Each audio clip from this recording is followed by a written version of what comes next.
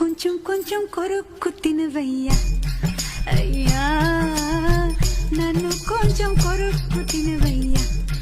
సంకురాత్రి కోడి కత్తి లాంటి కోడి కొంచెం చెలిమి చేస్తే అది సొంత మౌను